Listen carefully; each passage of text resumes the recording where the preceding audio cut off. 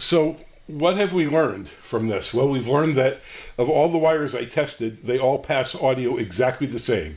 No matter what the vendor tells you, that this one has more clarity or more sparkle or more presence or more realism or better imaging or more solid bass, you could be sure that it's all pure bullshit. Bullshit. Because these wires are all passing audio the same. We tend to hear what we want to hear or think we should hear. This goes by many names: confirmation bias, placebo effect, buyer's remorse, and expectation bias.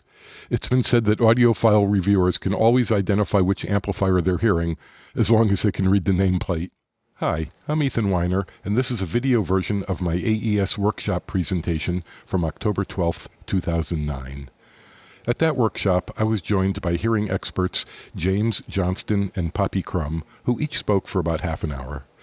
An entire industry has emerged to sell placebo tweaks to an unsuspecting public, in my opinion, of course. So let's look at some of the more outrageous examples.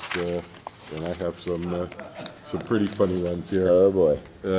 All right. This is, and I don't know how clear it is out there, but I think it's obvious that this is a jar of rocks. Oh, boy. It's the Brilliant Pebbles.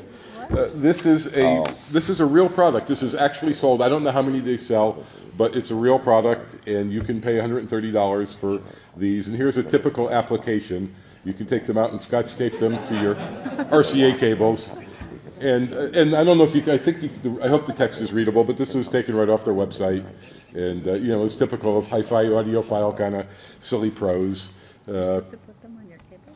And this is a different company. And it's the clip on the right, which I don't know if you can see, but it's really a crappy soldering job. And again, this is real products. Personally, I hope that this is just, he's playing a joke on the audio industry, but I know at least a few people buy this Peter stuff. Belt is absolutely sincere. Is he really? I don't know about some of the others. Peter Belt is absolutely sincere. He believes it. He absolutely believes it. But why does he charge £500, which is like $1,000, for a stupid alligator? But people believe it, and you go to the audiophile forums where JJ and I, I don't even post a stereophile anymore, but there will be people that maybe haven't bought it, but say, well, you don't know it can't work. How can you be sure it's not going to work? I said, well, I know a little about electronics and a little bit about the frailty of hearing and why people might think it works, and these people will argue to the death that it might work, and you can't prove it doesn't. Well, okay, you're right, I can't. Maybe these guys are playing a joke, maybe they're not, but the products are real. These guys are dead serious, and there was a huge, 20-odd page argument at Stereophile web forum about this one that finally the moderator shut down. He should have shut it down the first day. This art is right off their website. For size comparison, those things are about the size of a golf ball. And this is $3,000 for that. And they look really cool. I mean, I should take a cue and maybe make some of my acoustic treatment products look like that, except, of course, they would be, really big. Well, then there's the Marigold dots that are literally those little, half-inch diameter paper things that you stick on to color to tell your kid that you did good, And they say stick them on the windows. And they're not a lot of money. They're $20, $30. It's an impulse purchase. The HiFi people say, it's cheap enough. Might as well try it. And they sell a lot of these things for $20 that you could buy at, Office Max for 40 cents. So this I took out of Pro Audio Review because it really, I expect to see this stuff in the audiophile press, but I really felt a little offended, I guess, to see this. And I was kind of upset when I saw they had a booth upstairs. If you guys are here, I'm sorry, but no, I'm not. And, it's only $130, which is not like really stupid. But it's a power cord. It's a power cord. Let me say it again. It's a power cord. Audio doesn't go through it, and it's connected to 400 feet of other power cord that's Romex that's in your walls. This is an LP and CD demagnetizer. And, think about that for a minute. And it's $1,800. I used to have a tape eraser for little ones. I used to have a professional one that in like the 1970s cost a couple $100 for demagnetizing a 2-inch reel of tape. But that was like $200, maybe $400 today if it's really good. But I mean, this is stupid.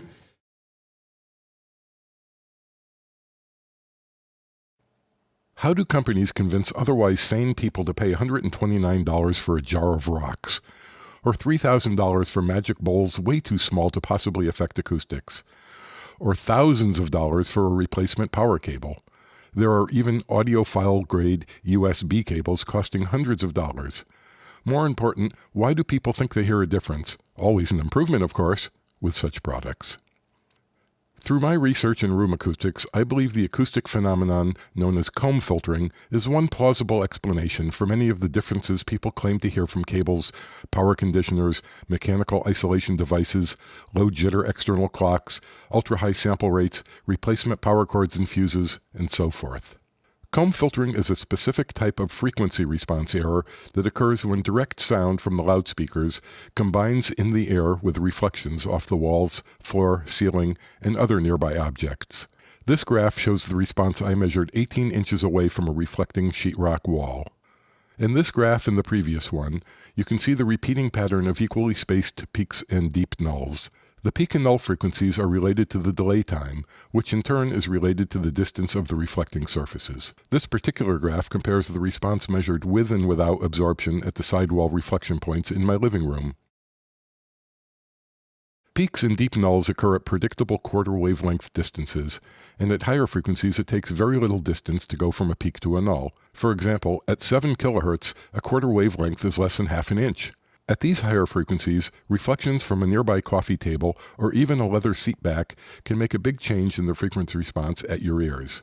Because of comb filtering due to multiple reflections in a room, moving even a tiny distance changes the response a lot, especially in small rooms having no acoustic treatment.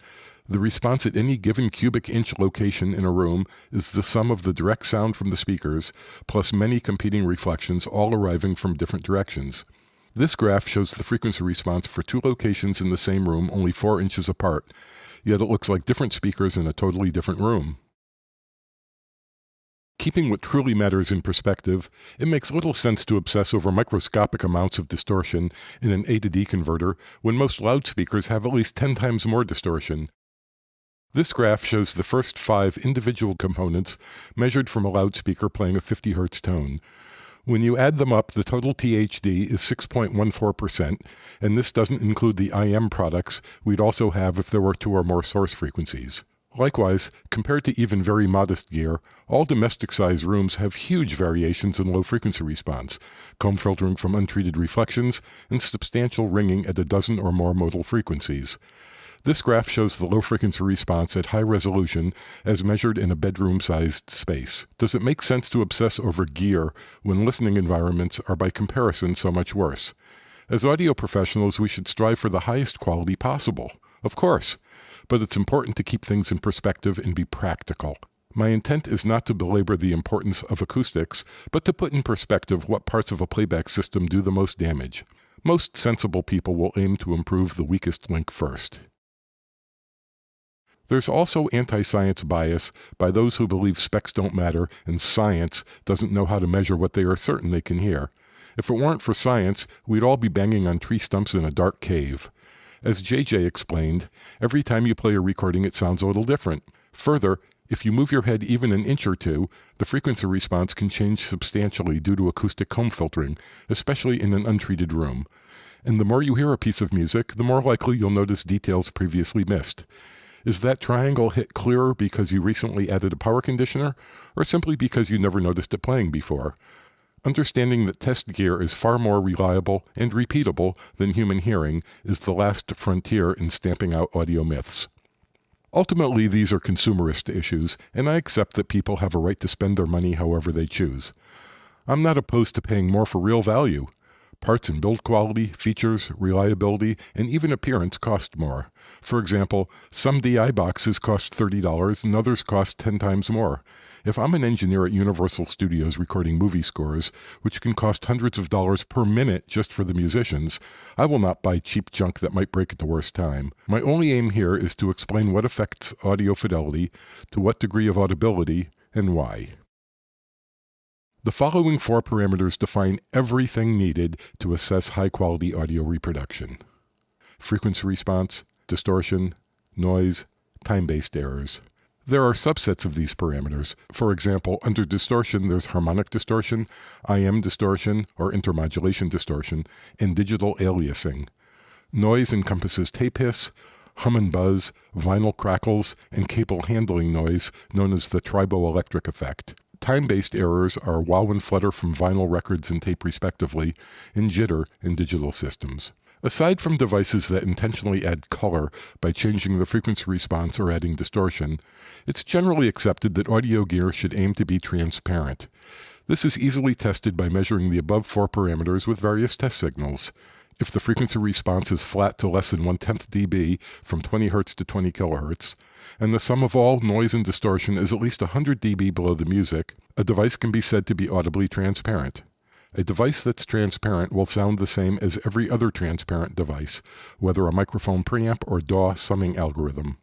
Of course, transparency is not the only goal of audio gear. Euphonic distortion can be useful as glue, but there's no need for magic. Transformers can add distortion, tubes can add distortion, tape distorts if you record at high levels, but do we really need to spend thousands of dollars on boutique gear to get these effects? Are there other more practical and affordable ways to get the same or similar results? Regardless, it's impossible to argue about the subjective value of gear color, so I won't even try. Although product specs can indeed tell us everything we need to know, many specs are incomplete, misleading, and sometimes even fraudulent. But this doesn't mean specs cannot tell us everything that's needed to assess transparency. We just need all of the data. With subjective listening tests versus measuring, it's mandatory to change only the one thing being tested. For example, recording different performances to compare microphones or preamps is not valid because the performances can vary. The same subtle details we listen for when comparing gear change from one performance to another. For example, a bell-like attack of a guitar note or a certain sheen on a brushed cymbal. Nobody can play or sing exactly the same way twice or remain perfectly stationary, so that's not a valid way to test preamps or anything else. Even if you could sing or play the same, a change in microphone position of even 1/4 inch is enough to make a real difference in the frequency response the microphone captures. Likewise, when the differences are subtle, non-blind or sighted tests are invalid because, as JJ explained, we tend to hear what we want to hear or think we should hear. This goes by many names: confirmation bias, placebo effect, buyer's remorse, and expectation bias. It's been said that audiophile reviewers can always identify which amplifier they're hearing as long as they can read the nameplate. Another self-testing method is called ABX. There are freeware software programs that play wave files at random, which you try to identify. But you must repeat a test enough times to get a conclusive answer. If you happen to guess right one time, that proves nothing. You'd have the same chance flipping a coin. Now, if you can get it right 10 times out of 10, that's much more significant. One big feature of ABX testing is you can do it in the comfort of your own home, whenever you want. You can even test yourself over many months if you like. This avoids any chance of being stressed while you listen, which some people claim makes blind testing unreliable. Indeed, double-blind tests are the gold standard in every field of science. It amazes me when some people claim that double-blind testing is not valid for assessing audio gear. Besides changing only one thing at a time, matching the A and B volume levels is also important. When comparing two identical sources, the louder one often sounds better, unless it's already too loud. This is mostly due to the Fletcher-Munson effect bringing out more clarity and fullness at higher volume levels. I can demonstrate a lot of things here in this video, but with lossy audio it may not be possible to hear more subtle details. So I've explained how proper tests are conducted and encourage you to try your own tests at home in your own familiar environment. Finally, subjective terms such as warm, cold, sterile, forward, and silky, and so forth, are not useful because they don't mean the same thing to everyone, versus 3 dB down at 200 Hz, which is precise and leaves no room for interpretation. Of course, warm and cold or sterile could describe the relative amount of high-frequency content, so saying subdued or exaggerated highs is better than sterile, in my opinion. Sometimes people refer to a piece of gear as being musical sounding or resolving, but what does that really mean? What sounds musical to you may not sound musical to me.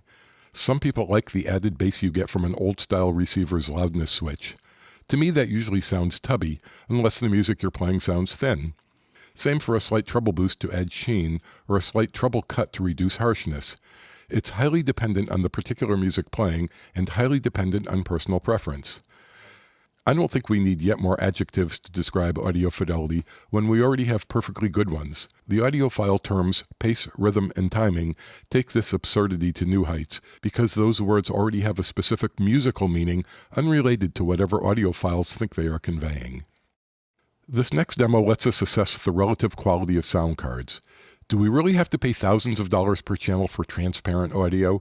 Is a prosumer sound card good enough to make recordings that sound fully professional? Even consumer sound cards these days are reasonably transparent, especially when compared to analog tape whose degradation anyone can hear after only one generation. Again, I'm not really suggesting that people sell off their high-end converters and replace them with $25 Sound Blaster cards. I have a Sound Blaster only because I need it to edit sound fonts, which I still use for instrument samples. So it's not the sound card I normally use. But I believe it's a myth that inexpensive sound cards all sound terrible, as is commonly reported. This first demonstration switches between two versions of the same performance I recorded in my fairly large home studio. This is a very old photo, but it shows the 34 by 18 foot size of my workspace. My friend Grecham Jennings is playing the acoustic guitar. The signal from my DPA 4090 microphone was split after the mic preamp, so the single microphone was recorded through a $25 Sound Blaster X-Fi sound card, and also through Grecham's Apogee 8000 at the same time.